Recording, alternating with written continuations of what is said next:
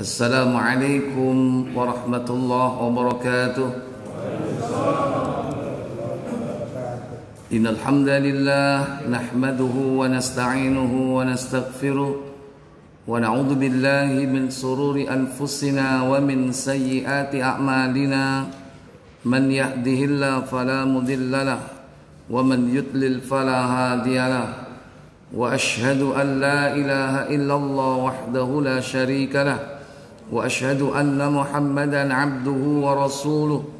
Allahumma salli wa sallim wa barik ala Muhammadin nabiyil ummi wa ala alihi wa ashabihi wa man tabi'ahum bi ihsanin ila yaumiddin. Amma ba'd. Pertama, kita panjatkan segala puja dan puji kepada Allah Jalla Jalaluh karena limpahan nikmat dan karunia-Nya yang tercurah kepada kita semasa kehidupan dicurahkan sejak kita berada di alam ruh sampai hari ini kita hadir di alamud dunia.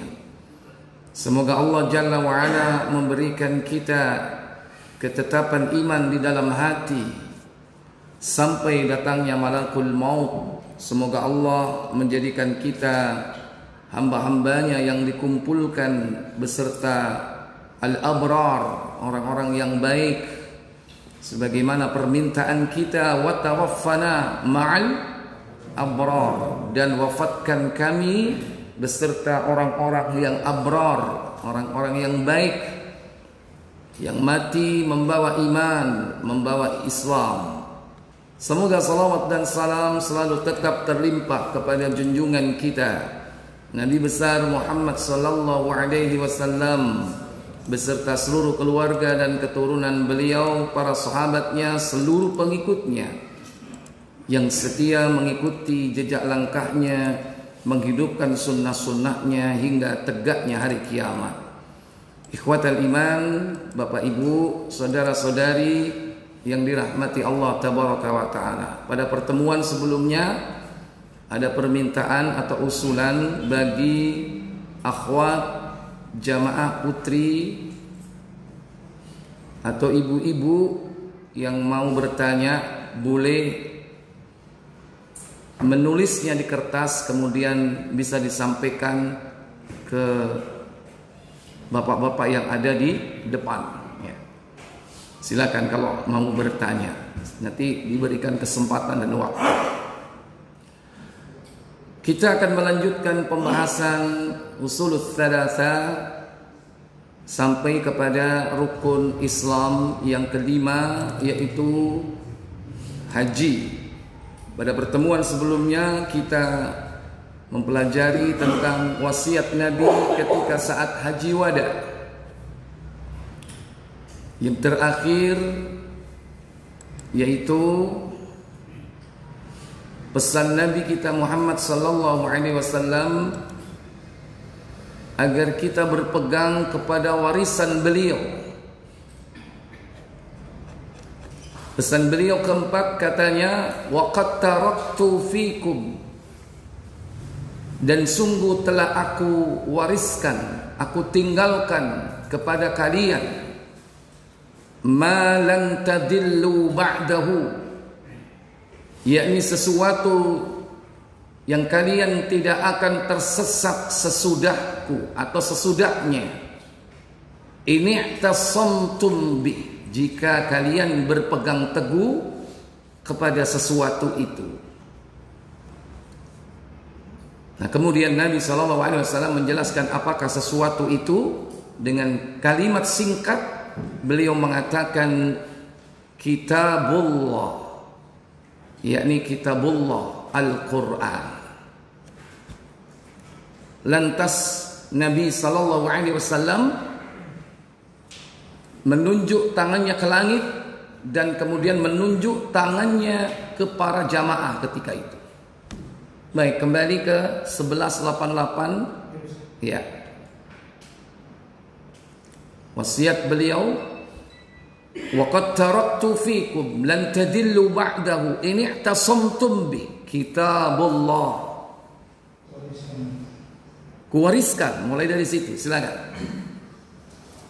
kuwariskan kepadamu sekalian suatu undang-undang yang jika kamu pegang teguh, kamu tidak akan tersesat sepeninggalku, yaitu kitabullah.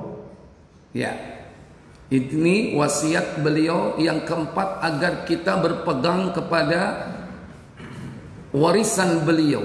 Nabi tidak mewariskan dinar dan dirham, tetapi Nabi mewariskan ilmu kepada umatnya, dan ilmu itu bersumber dari Al-Quran.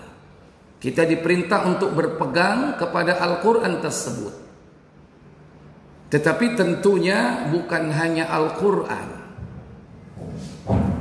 Nabi SAW mewariskan kepada kita dua perkara, karena beliau mengatakan, aku telah diberi oleh Allah Alkitab wa mithlahu ma'ahu, dan yang sepertinya bersamanya.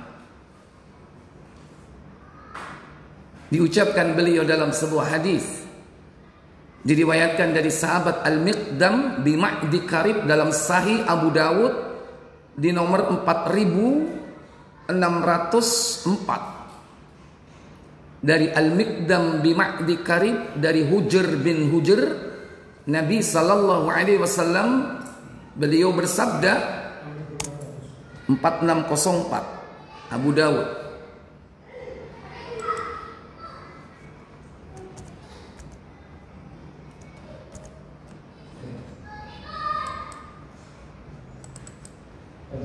silakan. Dari Al-Miqdam bin Ma'di Karib dari Rasulullah SAW bahwa beliau bersabda, apa sabdanya?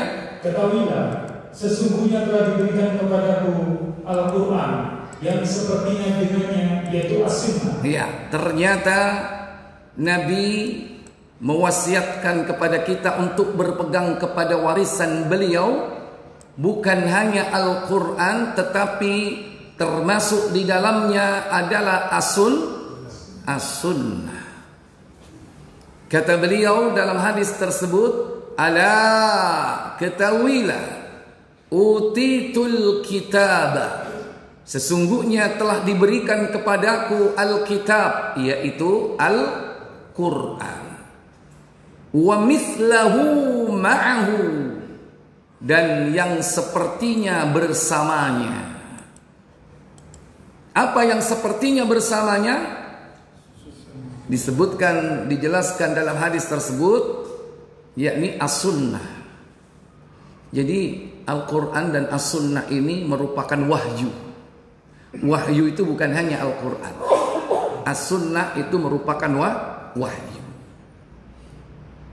Tetapi yang dijamin secara mutlak aman dari berbagai macam intervensi adalah Al-Quran. Adapun as-sunnah masih ada peluang orang untuk merusaknya. Tetapi Allah tabaraka wa ta'ala memberikan keutamaan umat ini, yakni mereka bukan hanya menghafalkan Al-Quran, tapi menghafalkan bagaimana sepak terjang Nabi. Karena as-sunnah itu bukan hanya perkataan beliau. Sunnah itu meliputi qaulun Nabi, ucapan Nabi. Yang kedua, fi'lun Nabi, yaitu perbuatan Nabi, itu sunnah. Karena kadang tidak mengucapkan sesuatu Nabi, tapi sahabat melihatnya. Bagaimana Rasul caranya bertakbir, bagaimana caranya Rasul bersujud.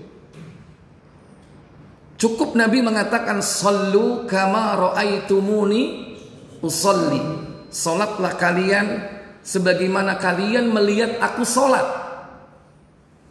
Bagaimana Rasul salat? Nah, itulah yang kita contoh, dan itulah sunnah.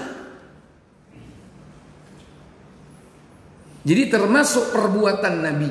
Kadang Nabi tidak mengucapkan sesuatu, tapi Nabi melakukannya. Ada sunnah qauliyah, ada sunnah fi'liyah. Yang ketiga ada takririyah. Takrir yaitu ketetapan Nabi. Nabi sudah menetapkan, maka itu berlaku sampai seterusnya. Walaupun Nabi tidak melakukan, tapi Nabi tetapkan. Kata Nabi SAW pada bulan Muharram tahun ke-11 Hijriah, beliau mengatakan, "Idza kana ammul muqbil sumna yaumat tasi'." Jika kita berjumpa, yaitu tanggal 10 Muharram tahun depan, kita akan berpuasa hari yang ke-9. Tapi Nabi meninggal pada tahun itu, tahun ke-11 Hijriah. Itu diucapkan di bulan Muharram. Beliau meninggal di bulan Rabiul Awal. Terpaut berapa bulan? Muharram, Safar, Rabiul Awal. Itu ketetapan Nabi. Ikhwatal iman. Jadi sunnah itu ada 3 aspek: perkataan Nabi, perbuatan Nabi, dan ketetapan Nabi sallallahu alaihi wasallam. Dan itu merupakan wahyu dari Allah Jalla wa Ala.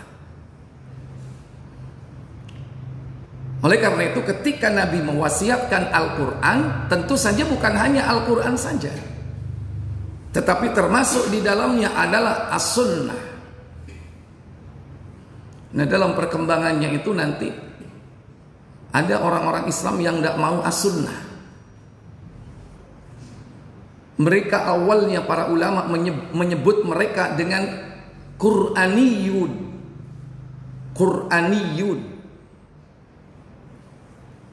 Kemudian disebut mereka dengan istilah selanjutnya, yaitu ingkarus sunnah. Mereka mengingkari As-Sunnah. Dan Nabi SAW memprediksi itu akan terjadi. Beliau sampai mengatakan, aku tidak suka nanti melihat umatku dia duduk di kursi santainya. Nggak tahu karena sebab apa dia duduk di kursi santainya. Kemudian ada datang orang menanyakan tentang hukumku, menanyakan tentang perintah dan laranganku, tetapi dia mengatakan, aku tidak tahu. Aku hanya apa yang aku fahami, aku dapati di dalam Al-Quran saja. Aku hanya mengikuti apa yang ada di dalam Al-Quran saja. Adapun perintah Nabi, anjuran Nabi, larangan Nabi, saya tidak tahu. Itu salah satu contoh yang tidak disukai oleh Nabi, dan itu terjadi. Di dalam hadis Ibnu Majah, coba dibuka nomor 13.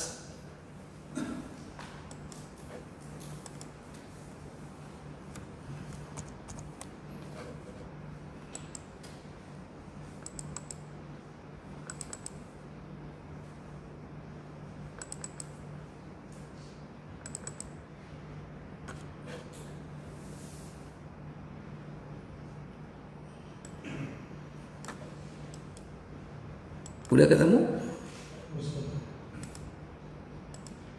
Silakan.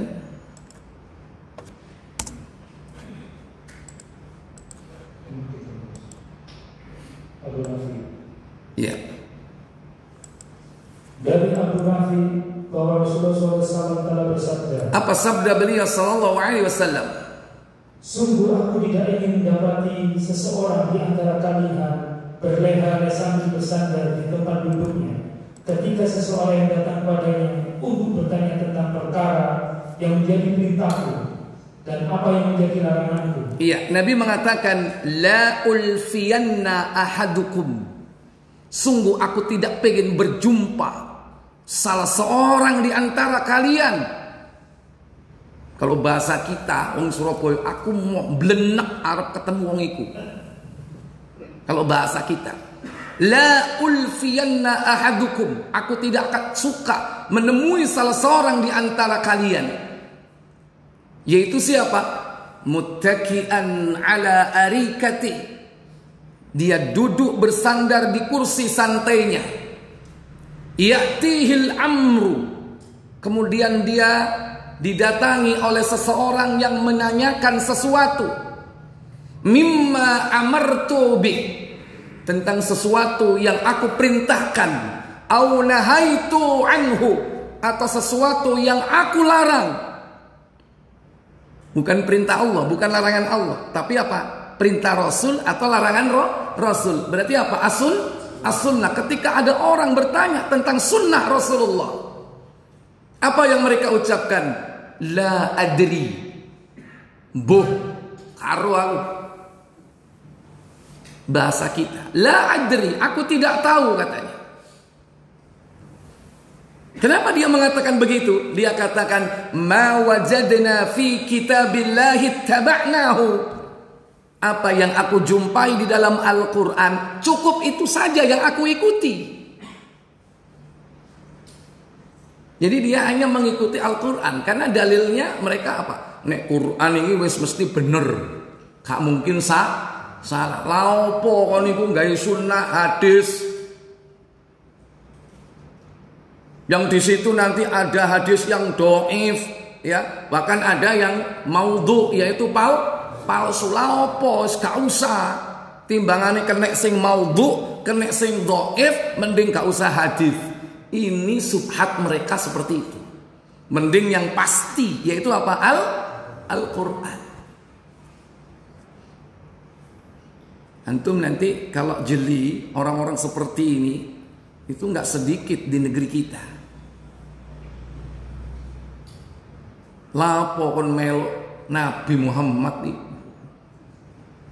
Yang center sekarang kan siapa ya? Hah?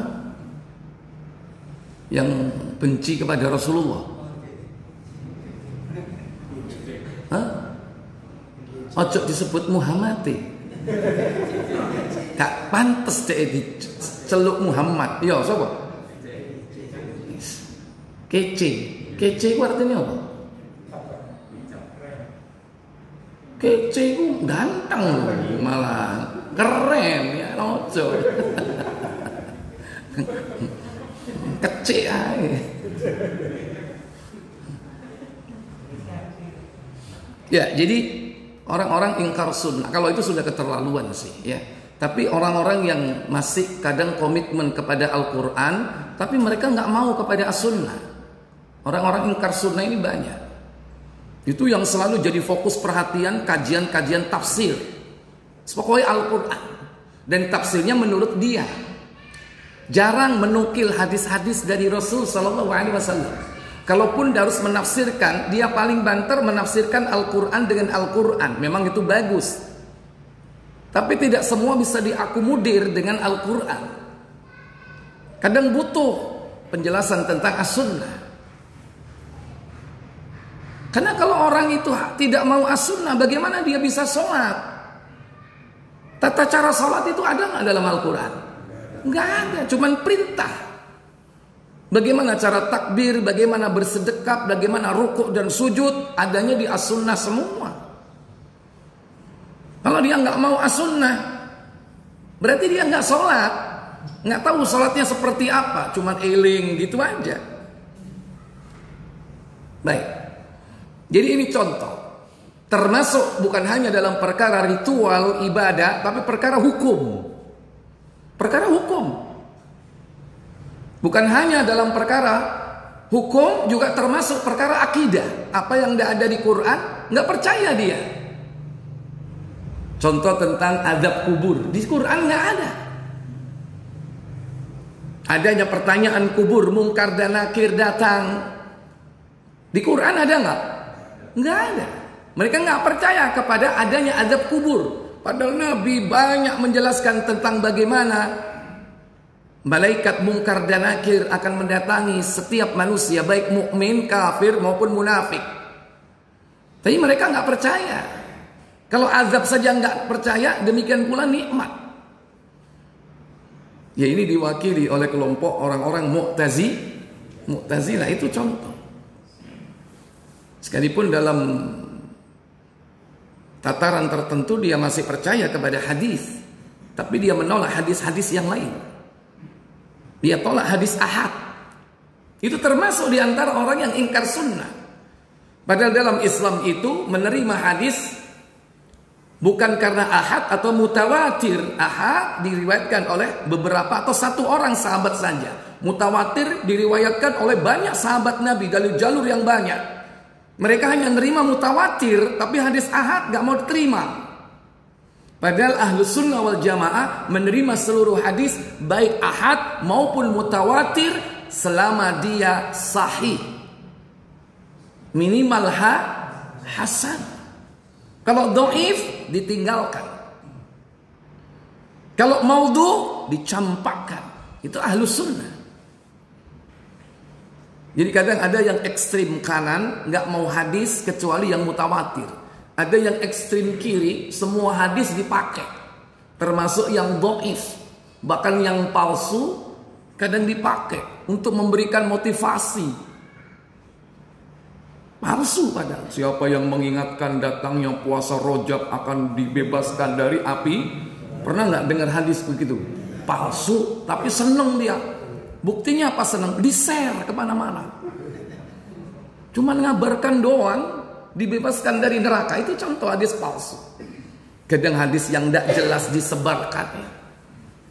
Utlubul ilma walau bisin, tuntutlah ilmu sekalipun ke negeri Cina. Padahal bukan palsu. La aslalah, tidak jelas asal usulnya dari mana itu. Tapi kenapa? Kadang ustadz menyampaikan Rasulullah bersabda, tuntutlah ilmu sampai ke negeri Cina. Padahal kapan Rasul bersabda seperti itu? Dari mana? Ternyata dia jualan apa? Produk dari Cina untuk melariskan dagangannya.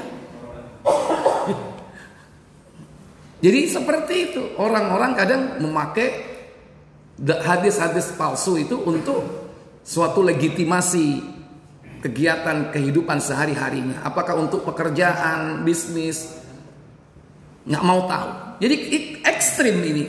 Kalau boleh dikatakan, saya katakan ekstrim kiri. Ada ekstrim kanan, nggak mau hadis. Saking ketatnya sampai dalam urusan akidah dia nggak mau kalau nggak mutawatir, hadis ahad nggak mau. Ikhwatal iman, a'izzakumullah. Jadi Ahlus Sunnah itu adalah kelompok yang wasat. Wasat itu pertengahan. Tidak sebagaimana Mu'tazilah, tidak sebagaimana Sufiyah. Dia adalah manhaj wasat. Dan itulah yang disampaikan oleh Nabi SAW tentang al-firqah an-najiyah. Firqah yang an-najah, yaitu yang selamat. Karena dia berpegang teguh kepada hadis yang sahih. Nah, bukan hanya dalam perkara akidah, kadang juga dalam perkara hukum. Kalau nggak ada di Quran, mereka nggak mau. Sementara di dalam Al-Quran itu yang diharamkan dari jenis makanan apa?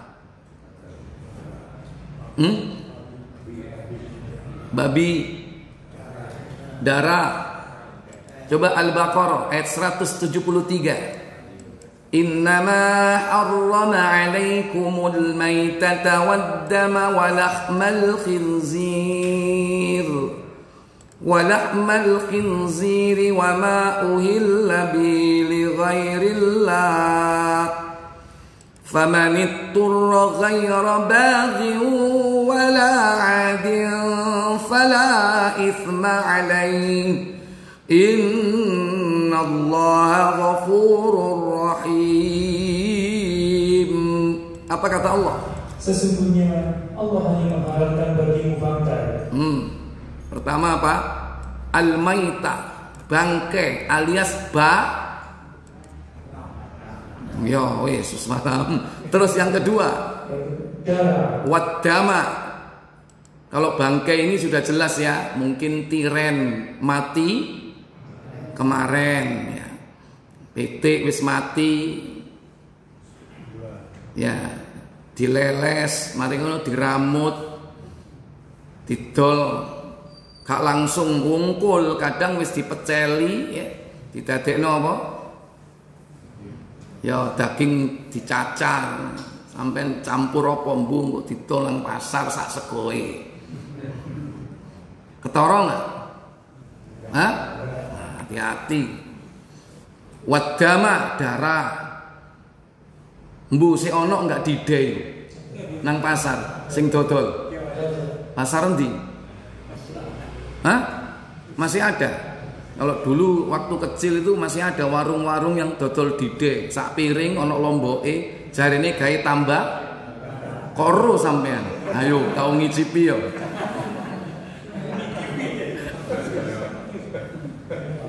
Lah zaman saiki duduk didek apa darah segar. Jare gawe obat kuat. Apa darai kobra. Tuku kobra nang ngarepe Hotel Kemajuan nek isuk jam 6. Karek milih uloe sing ndi. Jare gawe obatku empeduwe diuntal, daginge sate. Sate apa? Kobra. Memang kuat. Karena dibantu oleh syaitan. Kali hati-hati ibu-ibu. Saiki wong lanang itu kadang-kadang nyembur kaya ulo. Darah, wadama. Kemudian yang ketiga, daging babi. Walahmul khinzir, ya. Daging apa? Babi. Ya, ingat jangan lihat redaksinya. Oh, daging itu sing haram Ustaz. Lahmun itu daging ya. Lantas berdalil dengan itu nek ngono balunge gak apa-apa. Berarti bakso dengkul babi bahaya seperti itu. Kalau babi itu semua unsur babi diharamkan, wa daginge, wa kulite, wa dengkule, wa idepe sing digawe sikat kuase roti sing werna krem. Hati-hati, elingno bojomu. Aja sampai tuku kuase roti sing teko idepe babi.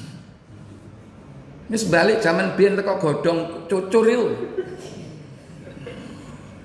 Atau pakai yang sintetis.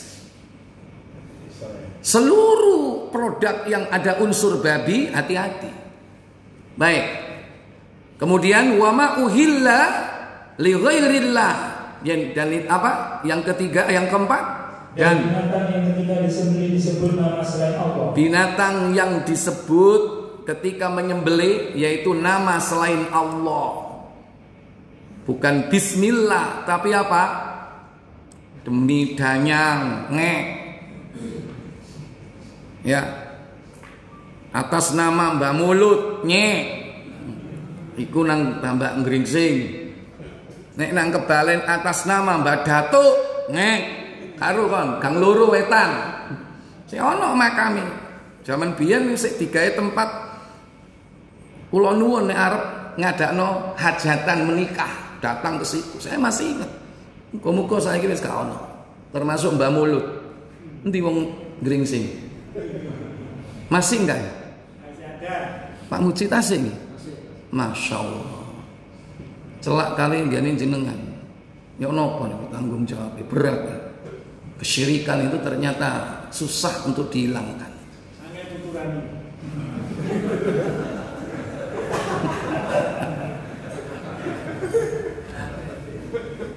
Tak medes lebele. Baik. Jadi termasuk yaitu jika dia menyembelih tanpa menyebut nama Allah. Walaupun dia tidak menyebut nama selain Allah, tapi tanpa menyebut bismillah, itu termasuk kategori ini.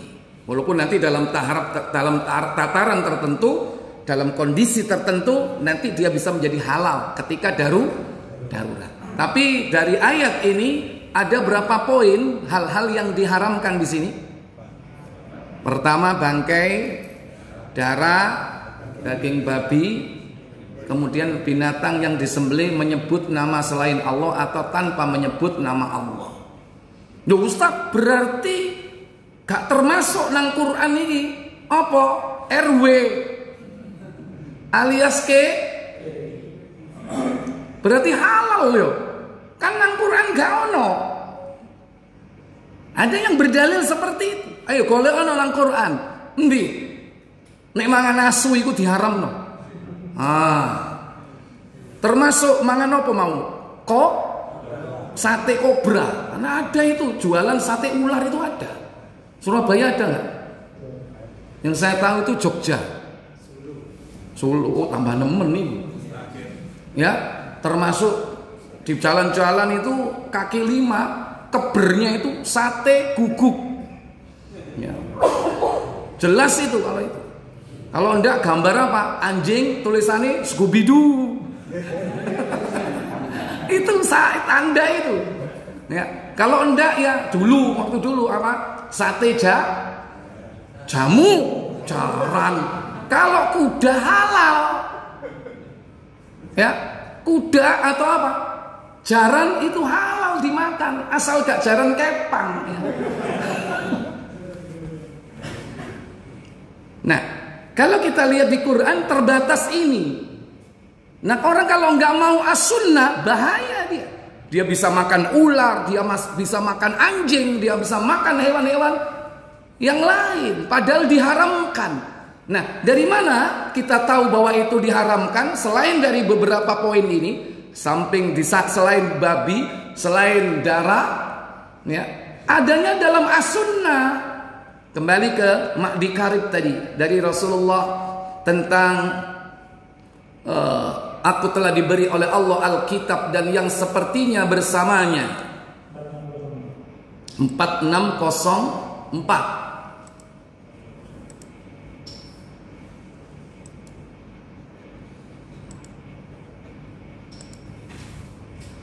Ya.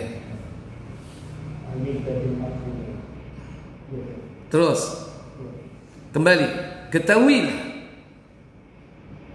Dan akan ada seorang laki yang kekenyangan duduk di kursi santai. Ya, diulangi, ketahuilah. Ketahuilah, sesungguhnya telah diberikan kepadaku Al-Quran dan yang sepertinya, yaitu As-Sunnah. Jadi jangan terbatas Al-Quran saja, tapi di situ ada As-Sunnah, maksudnya begitu. Karena Allah telah memberikan aku Alkitab dan yang sepertinya bersamanya, yaitu As-Sunnah. Kenapa? Nanti kata Nabi, lanjut. Dan akan ada seorang lelaki yang kekenyangan duduk di atas kursi santainya sambil berkata. Ini mirip dengan hadis Ibnu Majah 13 tadi, ya. Terus. Hendaknya kalian berpegang teguh kepada Al-Quran. Kalian cukup berpegang teguh kepada Al-Quran saja, maksudnya begitu. Apa? Apa yang dihalalkan, yang kalian dapatkan padanya, maka halalkanlah. Dan apa yang kalian dapati diharamkan bagi kalian di dalamnya, maka haramkanlah. Cukup itu saja. Apa yang ada dalam Al-Quran. Baru kemudian Nabi menjelaskan. Alah, ketahuilah. Lanjut.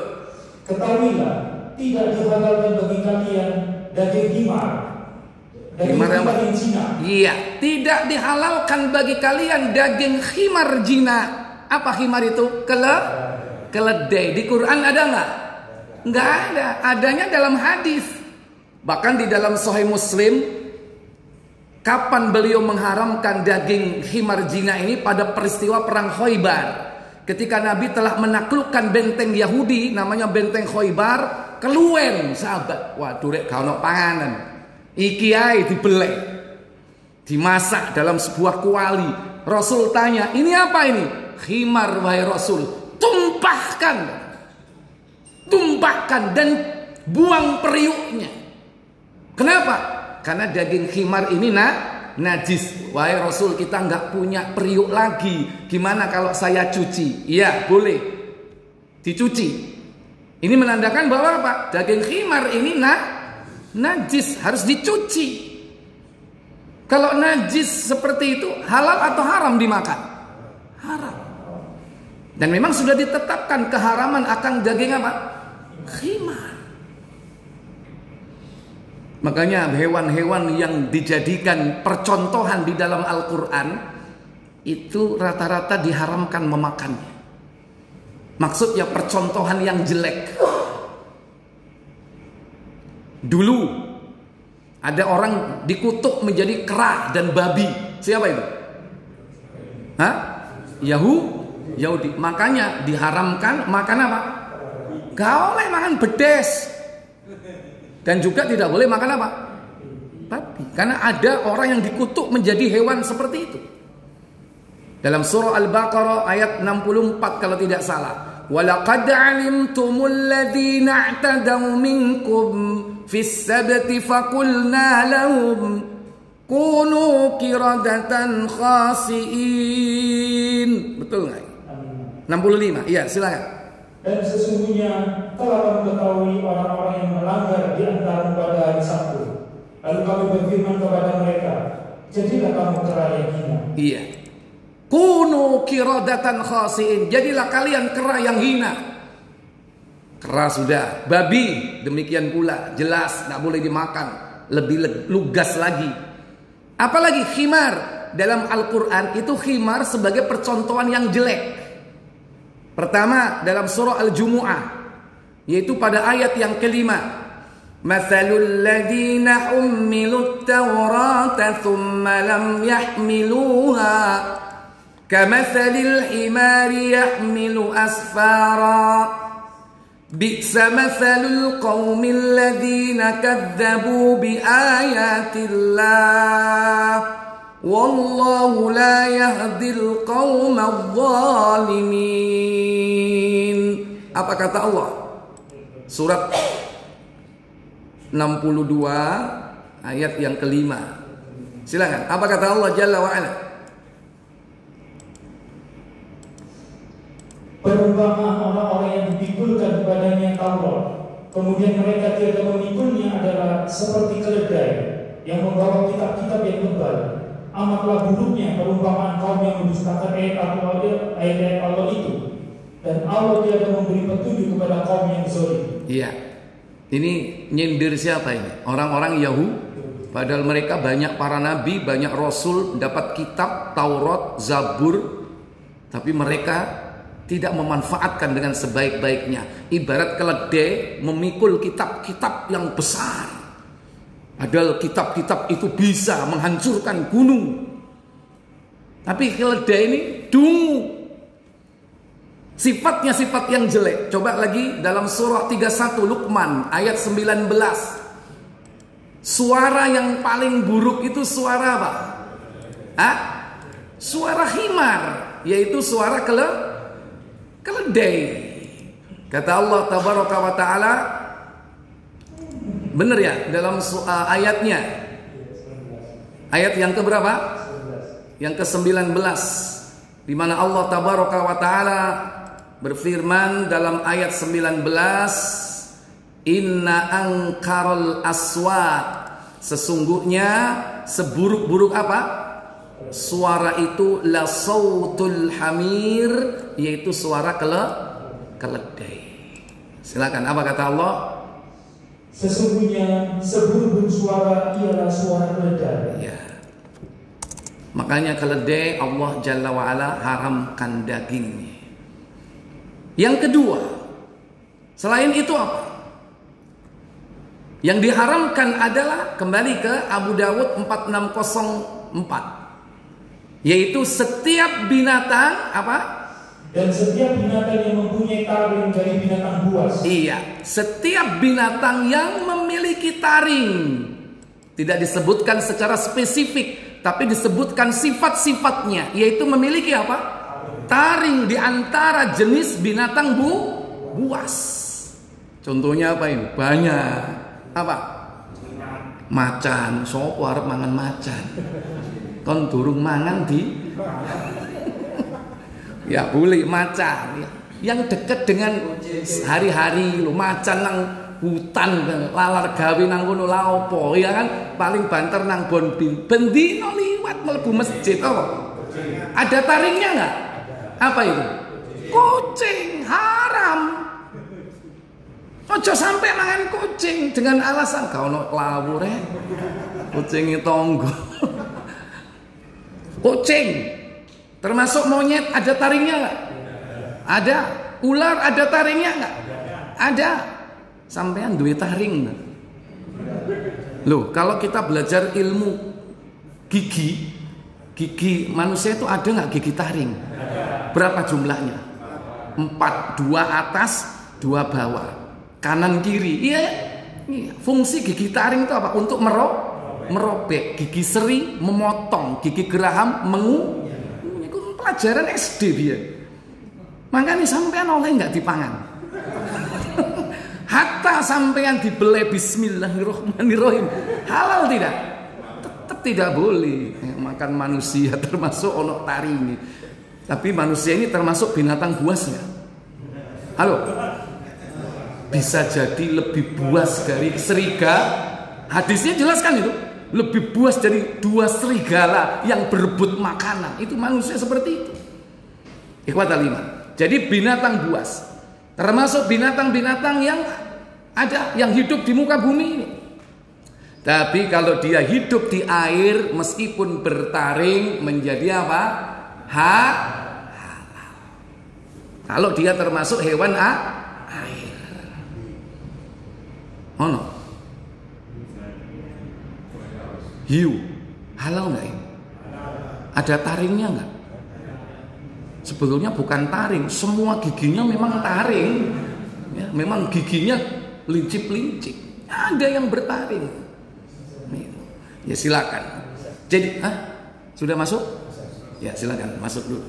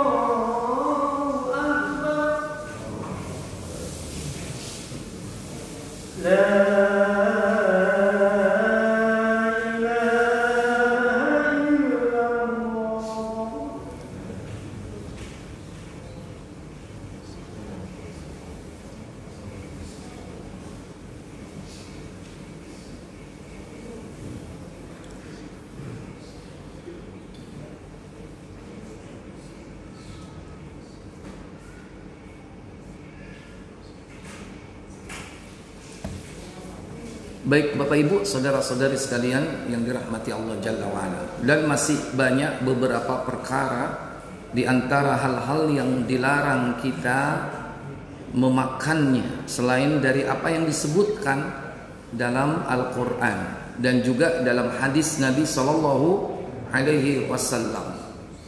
Termasuk kita tidak boleh memakan hewan-hewan yang diperintah kita membunuhnya, nggak boleh. Dan hewan-hewan yang kita dilarang membunuhnya, yang diperintah membunuh, apa contohnya? Termasuk cicak, tikus itu diperintah membunuh, nggak boleh makan tikus. Ular ya jelas, tapi diperingatkan kalau ada ular di rumah sampai 3 kali, jangan-jangan dia jin yang ada di rumah kita. Karena pernah terjadi pada kasus Nabi ketika di Madinah, ternyata ada jin yang menyerupai ular. Akhirnya keduanya mati, ularnya mati, jinnya juga orangnya juga mati. Makanya diperingatkan setelah itu. Kalau ada ular di rumah, dileng, ngaleo tuturi nih panggonan, ngale. Kalau sampai 3 kali dia pergi, jin. Kalau 3 kali dia tetap ada di situ, ada 2 kemungkinan. Pertama, jin kafir, harus dibunuh. Yang kedua, ular yang sebenarnya, ular mokong itu. Nah saiki enggak, malah dia kok dingu. Ana enggak wong ngingu piton gede nang omahe, dingoni, duwe iku bendina dipangani. Dijak nari, iya kan?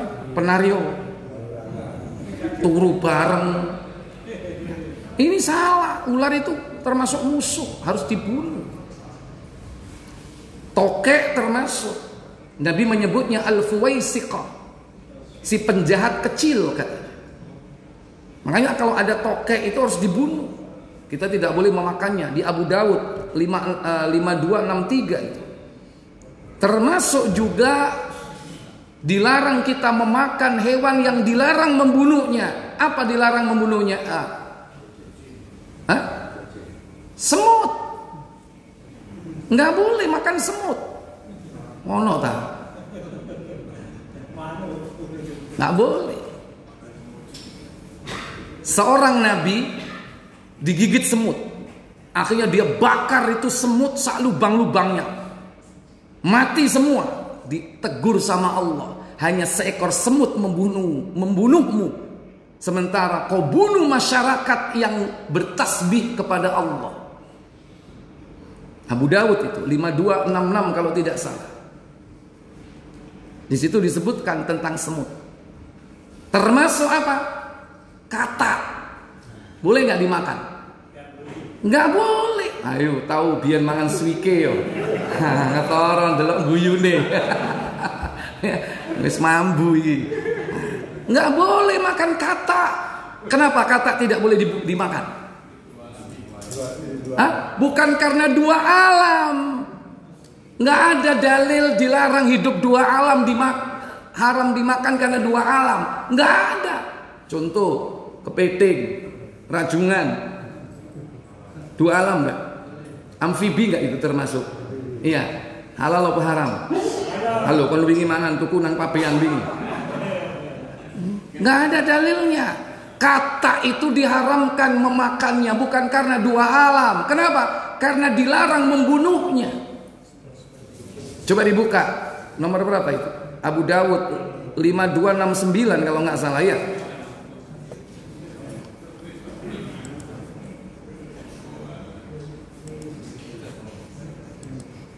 Benar gak itu? Iya, silakan. Dari Abdurrahman bin Utsman, sesungguhnya seorang tabib bertanya kepada Nabi SAW tentang kata yang dijadikan obat. Yang dijadikan apa? Obat. Lebih utama mana? Dimakan atau dijadikan obat? Halo? Lebih utama mana? Dijadikan obat atau sekedar dikonsumsi? Dijadikan obat. Anna tabiban sa'ala an-nabiy sallallahu alaihi wasallam an difda'in. Dia bertanya tentang kata yang digunakan apa? Yaj'aluha fi dawa, yang dijadikan untuk obat. Apa keputusannya? Maka Nabi sallallahu alaihi wasallam melarang untuk membunuhnya. Iya, fanahahun Nabi sallallahu alaihi wasallam an qatliha. Nabi sallallahu alaihi wasallam melarang membunuh kata tersebut. Lah terus gak dipateni ya apa digawe obat. Masa urip mau emplok. Akhirnya ya mati juga. Nggak boleh membunuhnya. Tapi akeh sing sik seneng suwi tekon di Purwo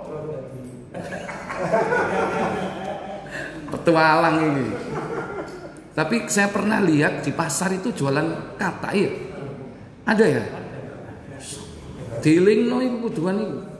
Pak, nggak boleh, haram ini jual kata ini. Hasilnya barang haram kalau dijual, hasilnya juga haram. Ini contoh. Jadi jangan kita ini sekedar mengatakan cukup dengan Quran saja. Kalau kita cukup dengan Quran, hal-hal yang diharamkan di dalam Al-Quran itu cuma beberapa saja. Yang buahnya itu di mana? Sunnah. Tentang perkara hukum had misalnya, dalam Quran ada nggak hukum rajam? Secara tekstual ada nggak? Ada nggak? Nggak ada, cuman adanya cambuk. Laki-laki yang berzina, az-zani waz-zaniyah, ya kan? Fajlituhu kulla wahidin mi'atu jaldah. Pezina laki dan perempuan apabila dia melakukan perzinaan itu masih dalam kondisi perjaka dan perawan, maka cambuklah dia masing-masing di antara mereka 100 kali cambuk. Adanya cuman itu. Nah, bagaimana yang muhsan, yang sudah menikah? Di Quran tidak dijelaskan rinci, tapi adanya di hadis. Di mana? Coba Sahih Muslim nomor 1673.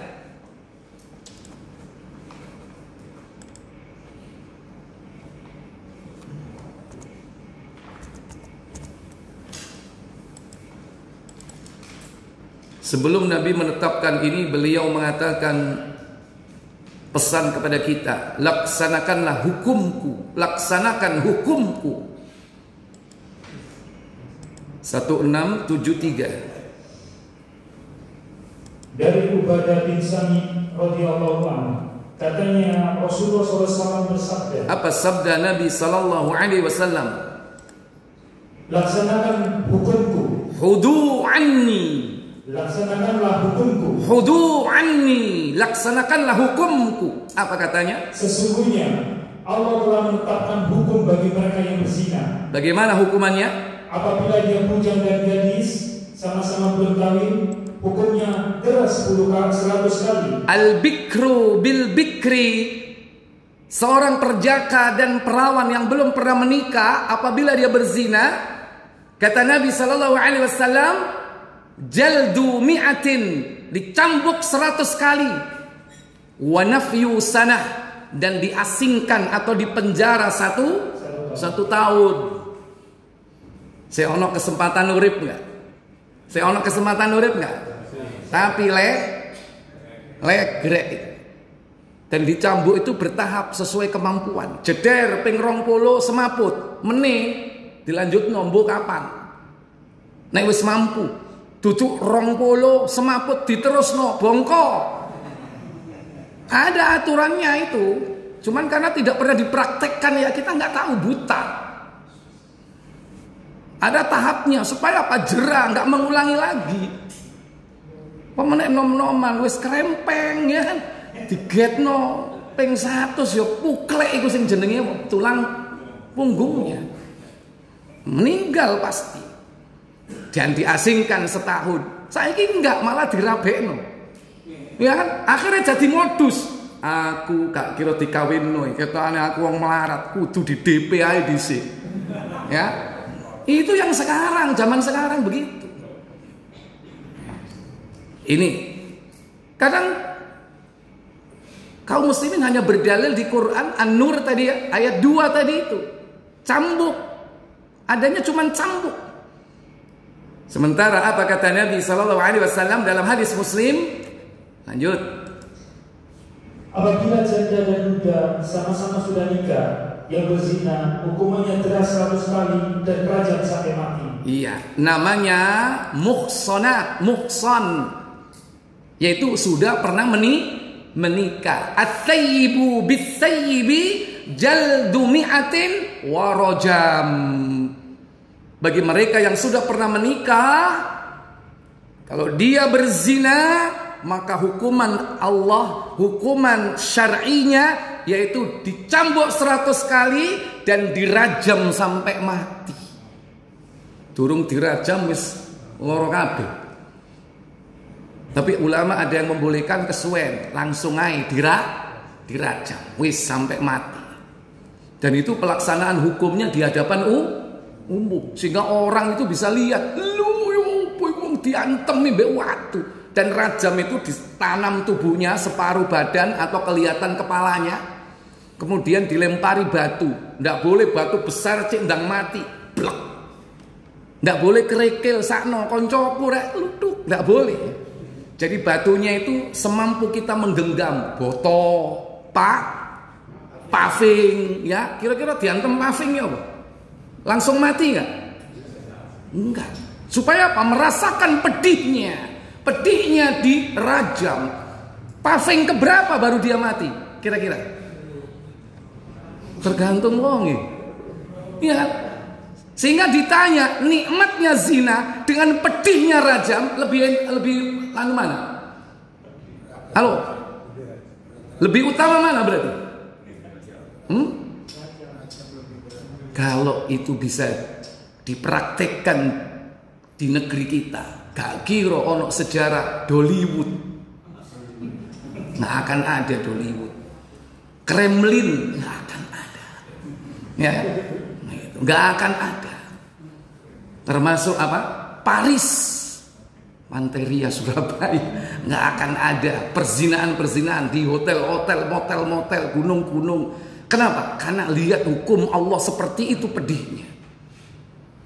Nah, kadang orang itu kaum muslimin sendiri mengatakan di mana di Quran nggak ada. Dia lupa bahwa Allah menurunkan bukan hanya Al-Quran tapi As-Sunnah, karena dia adalah saudara kembarnya gitu. Maka jangan sampai kita menolak As-Sunnah. Baik, inilah wasiat beliau kepada kita. Ini dalam Muslim disebutkan Kitabullah. Di dalam Sahih Imam Ahmad dalam kitab Musnad, Nabi tegas mengatakan, taraktu fikum amroini. Aku tinggalkan kepadamu dua perkara. Ya, idza tamassaktum bihima, jika kau berpegang kepada keduanya, lan tadilluhu abada, kalian tidak akan sesat selama-lamanya. Apa itu? Kitabullah wa sunnatu Rasulillah, yaitu Al-Quran dan As-Sunnah. Setelah itu kemudian Nabi menunjukkan tangannya ke langit. Kembali ke Muslim ya. Lanjut Kitabullah. Lanjutkan. Kamu semua akan ditanya mengenai diriku.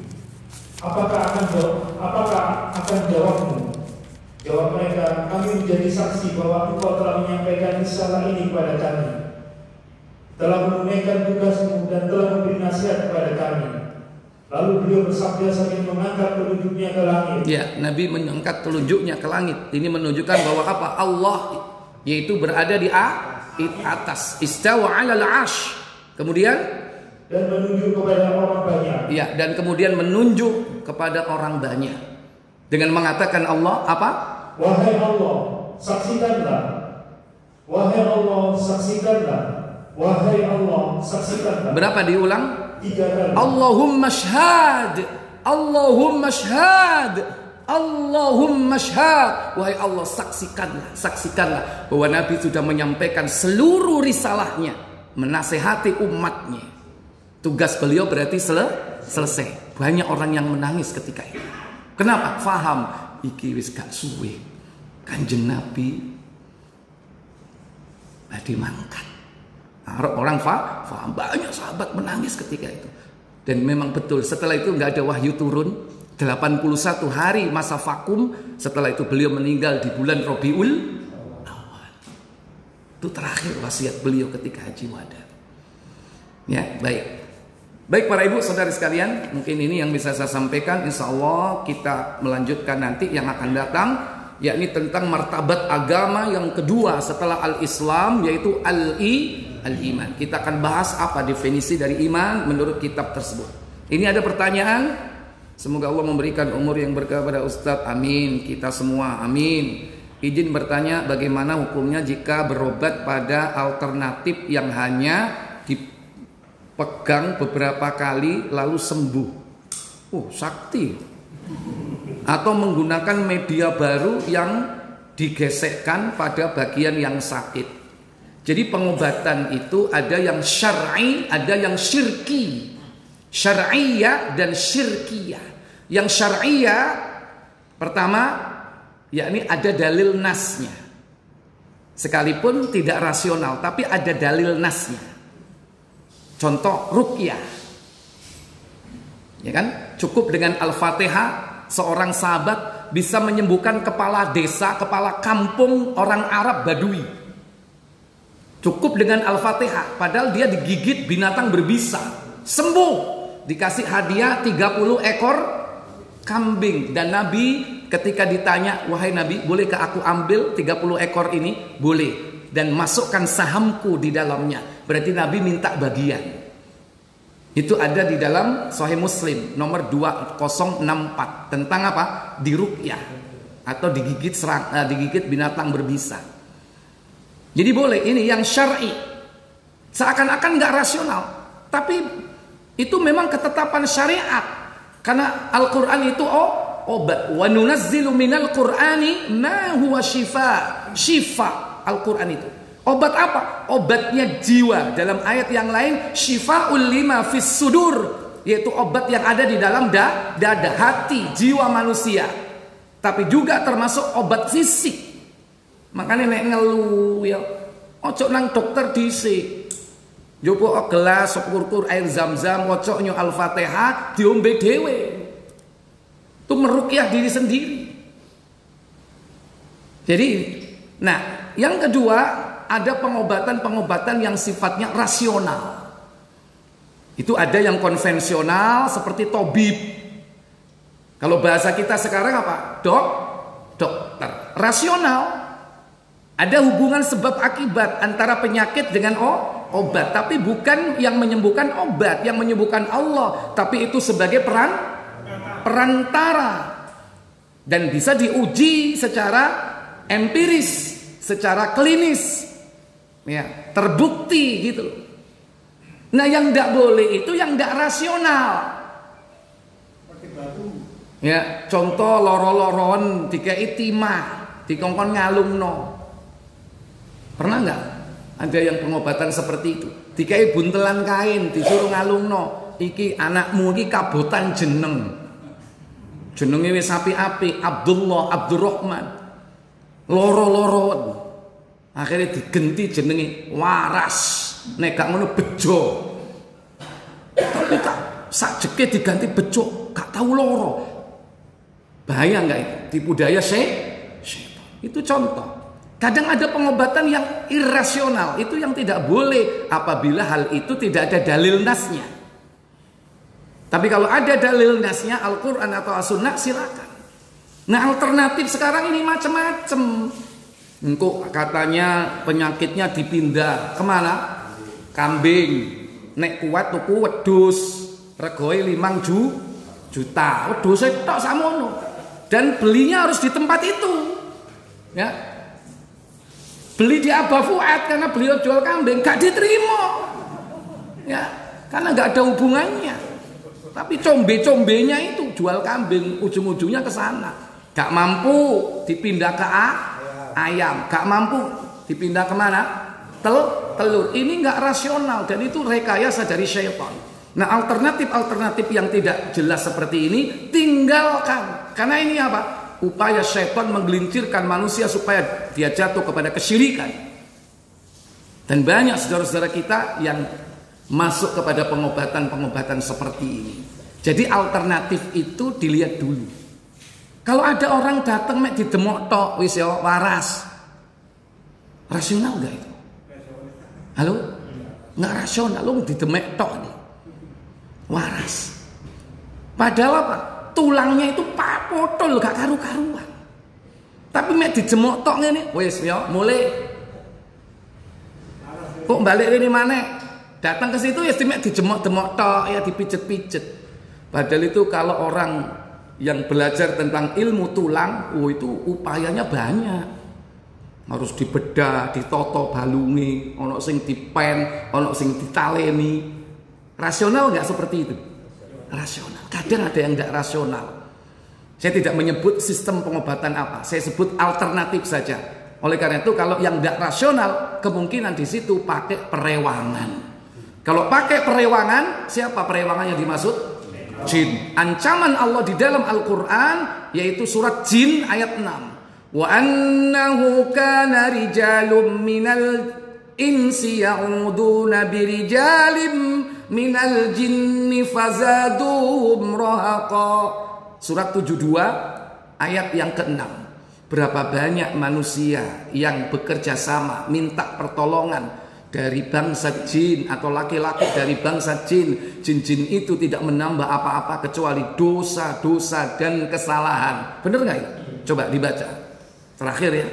Dan bahwasanya ada beberapa orang laki-laki di antara manusia meminta perlindungan kepada beberapa laki-laki di antara jin. Maka jin-jin itu menambah bagi mereka dosa dan kesalahan. Nggak ada manfaatnya ya. Bekerja sama dengan mereka. Dan kita jangan memanfaatkan jasa orang-orang seperti itu. Kenapa? Berarti kita ini menambah portofolio mereka. Loh, iya bener. Nek kalau orang sing teko, kokot nggak itu?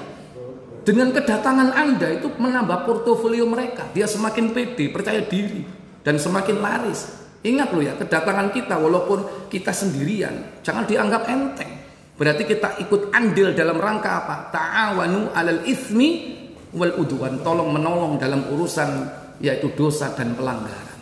Hati-hati. Makanya kita harus cari pengobatan yang syar'i atau paling tidak yang rasional, ya.